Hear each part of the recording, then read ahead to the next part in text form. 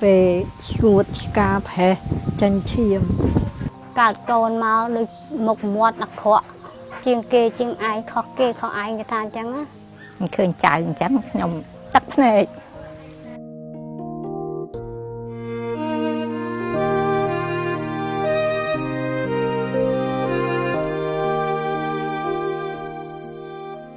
bà con tì muối miền rụp riêng anh trăng tà hỏi mà đạch lái con tì pí cạt màu bát nì tiệt mà đai tầm lệ tật mục chó po teng ở sân khấm thợ bắt tôi chất năng khuôn ánh bần to pi bằng cát con pro bàn pi nhé sơ tai miền bành ha press bái dằng thôn ngó tăng pi cầm nài bành ha ní bằng cò ca rầm khán đào cà ruột nữ nâng thưa áo chi vào hiệp cua xa can tài trọ đáp trọ đủ tứ trọ đáp trọ đủ tứ rốt tai ông co trọ nắng sờ tai bầm bàn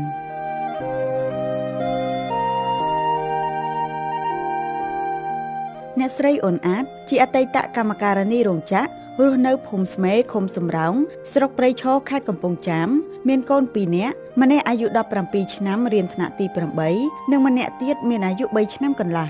យ៉ាងណាវត្តមានក្មេងទាំងពីរនាក់នេះក្រៅតែពីគ្រួសារគ្មាននរណាម្នាក់សាទរពួកគេនោះឡើយកាត់កូនមកដូចមុខមាត់អាក្រក់ជាងគេជាងឯងខុសគេខុសឯងគេថាអញ្ចឹងកាលពេលអាបងកើតមកខ្លះគេថាអូយទាំងជើមកធ្វើអីទេបងអើយទុកចោលក្នុងពេទ្យនោះទៅកូនទី1ហើយអញ្ចឹងហើយមកកូនទី2អញ្ចឹងទៀតហើយឲ្យខ្ញុំលើកដៃបោះបងឯណាបានខ្ញុំអត់បោះទេចិត្តយកគាត់មកផ្ទះទុកក៏អត់ស៊ីមានស៊ីក៏ខ្ញុំតស៊ូចាំគាត់ដែរខុសពីការរំពឹងទុកសឹងតែទទួលយកមិនបានម្ដាយអាណិតកូនកូនអាណិតម្ដាយរីឯយាយមិនចង់ឲ្យកូនស្រីពោពោះម្ដងទៀតនោះទេក្រោយខកបំណងចំពោះកូនទី1តែយ៉ាងណាគ្រួសារនៅតែបីបាច់ថែរក្សាបានចាំងអឹងចាំងឲ្យមានខ្ញុំរំពឹងថាបានកូនក្រោយនឹងប្រហែលជាស្អាតទៅបើគេខ្លះគេថាក្រោយនឹងស្អាតហើយខ្ញុំក៏អាចជឿទុកចិត្តគេដែរទាំងបានមួយក្រោយស្អាតកើតមកអញ្ចឹងទៀតខ្ញុំជាម្ដាយខ្ញុំអាណិតកូនឃើញកូនគេស្អាតដល់ពេលកូនខ្ញុំមកហុករៀងអញ្ចឹងខ្ញុំតូចចិត្តដែរនឹងបណ្ដាយធ្វើម៉េចបើកូនយើងកើតមកអញ្ចឹងឲ្យបោះបង់តាណា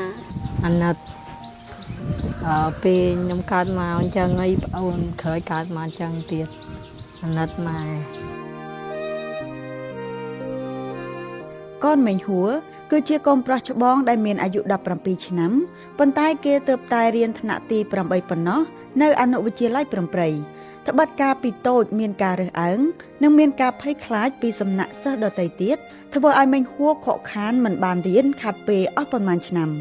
ដំបូងឡើយម្ដាយគេកាត់ក្តីបារម្ភជាខ្លាំងនៅពេលដែលកូនសុំទៅរៀនអ្នកជាម្ដាយគិតពីនេះពីនោះអត់ឈប់ឈរខ្លាចក្រែងវត្តមានកូនរបស់ខ្លួនជាមួយស្បែកតឹងប្រេះរហែកសាច់ពីក្បាលដល់ចុងជើងនេះបង្កការទើសទាល់ចិត្តឬការរំខានទៅដល់សិស្សនៅក្នុងថ្នាក់រៀន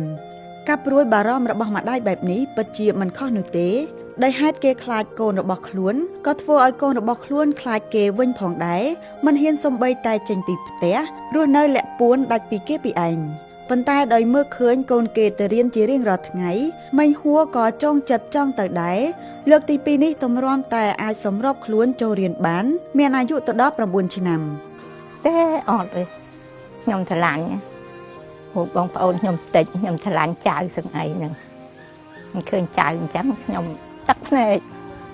ខ្ញុំចង់ដូចគេដែរប៉ុន្តែធ្វើម៉េចវា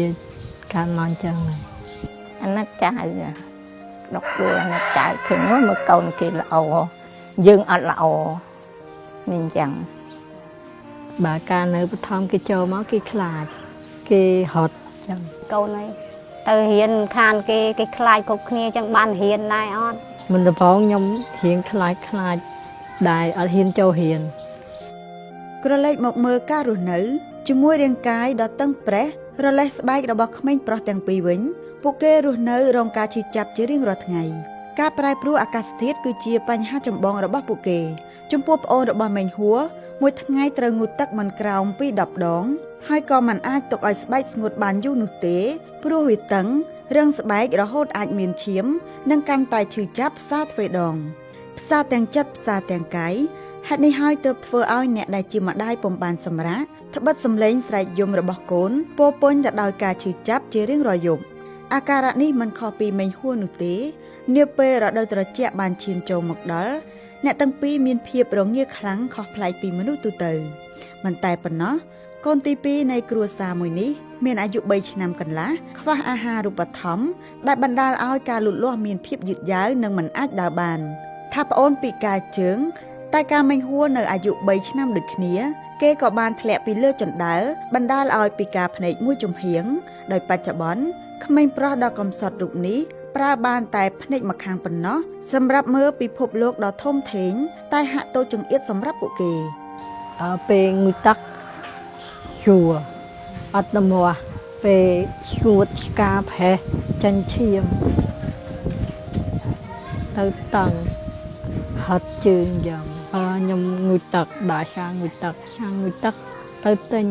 ថាកក់កយ៉ងម្ដង1000យកមកលាបពេលខែក្តៅផេះបៃឆ្កាពេលខែត្រជាក់វិញរៀងសាច់នឹងត្រជាក់ហើយនឹងងាវ័យ41ឆ្នាំបន្ទាប់ពីសម្រាប់ប្អូនរួចម្ដាយរបស់មេញហួរសពថ្ងៃមិនអាចទៅធ្វើការឬប្រកបការងារអ្វីបានក្រៅពីនៅផ្ទះមើលថែកូនមិនអាចឃ្លាតព្រមទាំងម្ដាយចាស់ជរានិងចិញ្ចឹមគោមួយចំណែកស្វាមីអ្នកស្រីអាចក៏គ្មានចំណេះជំនាញការងារក៏ពុំច្បាស់លាស់ជួនកាលទៅស៊ីឈ្នួលគេឬទៅរត់តុកតាមរោងការសម្រាប់ផ្គត់ផ្គង់ការចំណាយទៅលើម្ហូបអាហារនិងកូនរបស់ខ្លួនជារឿយៗអ្នកស្រីតែងតែជំពាក់អង្ករគេដើម្បីយកមកបរិភោគហើយបើទោះបីជាគ្រួសារមួយនេះត្បិតត្បៀតចាយតែ10000រៀលសម្រាប់អាហារ3ពេលក៏នៅតែពុំគ្រប់គ្រាន់ដោយសារតែការចំណាយពីមួយថ្ងៃទៅមួយថ្ងៃពុំគ្រប់គ្រាន់ដូច្នេះគ្រួសារមួយនេះមានលទ្ធភាពជួសជុលផ្ទះនោះទេហើយរាល់ពេលភ្លៀងម្ដងបាច់សាច់ត្រូវខ្លួនដូចទឹកអាស៊ីតរាលដាលពេញផ្ទះធ្វើឲ្យសម្ភារៈសិក្សារបស់កូនរងការខូចខាតហើយពុំមាននរណាម្នាក់អាចសម្រាកបានរងទុក្ខអស់យ៉ាងយូរក្រោយមកទើបមានសប្បុរសជនជួយហុចនេះហុចនោះបន្តិចបន្តួចអាចឲ្យពួកគេជួសជុលផ្ទះដែលលហោលហែវនេះបានចំណែកផ្នែកខាងក្រោមផ្ទះវិញតែងតែលិចជានិច្ចរាល់ពេលភ្លៀងមានភក់មិនដាច់រអិលមុខរអិលក្រោយមិនងាយស្រួលឡើយរាល់ពេលចំអិនម្ហូបម្ដងអូនព្រលឹមឡើងទៅរៀន2000ថ្ងៃ2000ងាក1000ទឹកក្នុងមួយថ្ងៃ5000ចាប្តីរកចំណាយបាន10000នេះ20000នេះខ្ញុំចំណាយឲ្យតែបានថាកូនរៀនទឹកចិត្តអត់ខ្លួនឯងបាទដាំបាយម្ដងឲ្យភ្លៀងមកលិចអើយដើរសិតតផុកអល់មុខអល់ក្រោយនាំបានបាយឲ្យកូនហូបគាត់ស្រក់លើសភៅលើអីដែលប្រមូលវាម្ដុំច្រត់ថងម្ដុំអញ្ចឹងទៅដល់ពេលរាំងភ្លៀងលើកយកទៅដាក់លើតុវិញសម្ភារៈវាខ្វះខាតច្រើនដែរថាជាសភៅស្បែកជើងខោអាវគាត់មានស្បែកជើងមានតែមួយគូទេខោអាវមានតែខោមួយនិងអាវស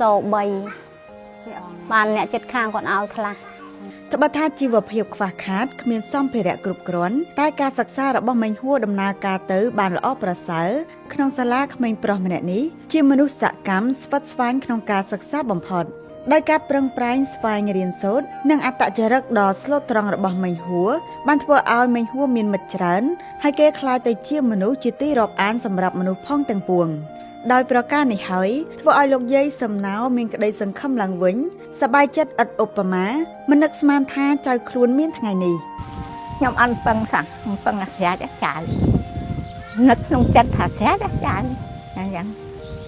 ថាគ្មានគេមកអ៊ូអូសបាយអីគេថៃអូជើងនេះគេយើងខិចអញ្ចឹងណាតាមដើមមកឃើញអញ្ចឹងអូគ្រូឲ្យអូណាអូប្រហែលកើតដងទៀតមុនដំបូងការគាត់នៅរៀននៅបឋមខ្ញុំធ្លាប់ជួបគាត់ដែរតែដំបូងខ្ញុំភ័យដែរខ្ញុំខ្ញុំស្មានថាគាត់លាកតែក្តៅស្ងាត់សរសើរថាគាត់រូបរាងចំតែគាត់ហ៊ានបកកែម្នាក់គ្រប់ឧបសគ្គអត់ស្ដាប់ពាក្យសម្ដីអ្នកដទៃគាត់ខំបង្រៀនលេះខ្លាយមានចូលចិត្តគាត់វិញគាត់ស្លូតទោះរូបរាងគាត់អញ្ចឹងតែសមត្ថភាពគាត់ខ្លាំងរៀនគាត់ឆាប់ចាប់បានយល់ចាបើសម្រាប់ខ្ញុំសង្កេតមើលទៅការរើសអើងខ្លាំងដូចជាមិនមានទេព្រោះគាត់អង្គុយជាមួយមិត្តភ័ក្តិគាត់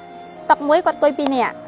គាត់អត់ដែរប៉ះពាល់អោបអីដូចមិត្តភ័ក្តិជាស្និទ្ធដទៃទៀតទេក៏ប៉ុន្តែបើអង្គុយឬក៏និយាយលេងភាសាក្រុមអីចឹងគឺគាត់ចូលរួមមួយគ្នាធម្មតាហើយអង្គុយតុកក៏គាត់អង្គុយមួយគ្នាធម្មតាដែរ បើទោះបីជាគ្រួសារលំបាកប៉ុន្តែការបោះបង់ចោលការសិក្សាមិនមែនជាជំរើសរបស់សិស្សថ្នាក់ទី8រូបនេះនោះទេនាថ្ងៃអនាគតយុវជនមានបញ្ហាស្បែកតាំងពីកំណើតនេះប្រាថ្នាចង់បន្តការសិក្សានៅសាកលវិទ្យាល័យនិងចង់ក្លាយទៅជាគ្រូបង្រៀនមួយរូបព្រោះនេះគឺជាក្តីស្រឡាញ់និងជាក្តីសង្ឃឹមតែមួយគត់ដែលអាចជួយសម្រួលដល់បន្ទុកគ្រួសារបាន ខ្ញុំអត់ចង់បោះបង់ទី1ការសិក្សាសំខាន់បើយើងមានចំណេះដឹងអាចរកប្រាក់ផ្គត់ផ្គង់គ្រួសារទី2មានចំណេះដឹងខ្ពស់អាចប្រកបការងារផ្លាស់ប្ដូរជីវភាពគ្រួសារបាន បើសិនជាគាត់នៅតាំងចិត្តរហូតទៅមុខគាត់មិនមានការរាថយគាត់អាចជំនះអាបញ្ហាទាំងអស់នោះបានហើយអាចសម្រេចក្តីស្រមៃរបស់គាត់បានព្រោះបច្ចុប្បន្នមើលទៅគាត់ព្យាយាមដែរគាត់ថាទៅមុខទៀតយើងមិនអាចដឹងទេណាបើគាត់មានលទ្ធភាពទៅមុខទៀតកាន់តែល្អប៉ុន្តែសម្រាប់ជីវភាពគ្រួសារបើអាចត្រឹមថាចប់ទី12អាហ្នឹងក៏ល្អប៉ុន្តែបើសិនជាមានការឧបត្ថម្ភពីអង្គការផ្សេងៗជួយបានគឺកាន់តែល្អទៀតឲ្យគាត់បានទៅមុខកាន់តែបានវែងឆ្ងាយអញ្ចឹងណា ជីវភាពខ្ញុំខ្វះខាតច្រើនខ្ញុំបើសិនជាមានលទ្ធភាពខ្ញុំចង់ឲ្យកូនរៀនដល់សាកលវិទ្យាល័យទៀត ទឹកចិត្តជាម្ដាយបើទោះបីជាកាយកូនអប្រិយតែម្ដាយថ្លៃមិនបោះបង់ម្ដាយក្មេងប្រុសទាំងពីរនិយាយដោយលើកដៃសំពះស្នើសុំចិត្តអ្នកឯទៀតបើបានជាបង្កើតពួកគេឲ្យមើលឃើញពិភពលោកហើយទោះអាក្រក់ក៏ដោយល្អក៏ដោយសុំចិត្តបីបាច់ថែរក្សាពួកគេប្រកបដោយក្តីស្រឡាញ់មេត្តាកុំដាច់ចិត្តយកកូនដែលខ្លួនខំពពោះ9ខែ10ថ្ងៃទៅបោះបង់ចោល ខ្ញុំមានអារម្មណ៍ថានឹកអាណិតក្មេងហ្នឹងចង់ថាគាត់មកចិញ្ចឹមកូនខ្ញុំមកក្រក់យ៉ាងណាក៏ខ្ញុំនៅចិញ្ចឹមចុះគេស្អាតមិនក៏គាត់បោះបង់កូនចោលចាខ្ញុំផ្ដាំទៅអ្នកជាម្ដាយតកូនល្អអាក្រក់ក៏ត្រូវតែទុកគាត់ចិញ្ចឹមទៅកុំបោះបង់គាត់ចោលខ្ញុំអាណិតគាត់ណាស់ចាដូចជាខ្ញុំនេះកូនអញ្ចឹងខ្ញុំអត់ហ៊ានបោះបង់គាត់ចោលទេព្រោះយើងបកកើតមកឈាមទាំងថ្លុកឈាមយើងមិនអាចបោះបង់ចោលទេចា ខ្ញុំសាលគាត់ខ្លាំងណាស់ចង់គុណគាត់អត់កោគាត់ហ៊ានចិញ្ចឹមខ្ញុំតាំងតូចដល់ធំមិនបោះបង់ពេលគាត់លំបាកអញ្ចឹងខ្ញុំចង់ជួយបើមានឱកាសខ្ញុំចង់ជួយចង់គុណគាត់ដើម្បីកុំឲ្យគាត់មានភាពខ្វះខាតទៀត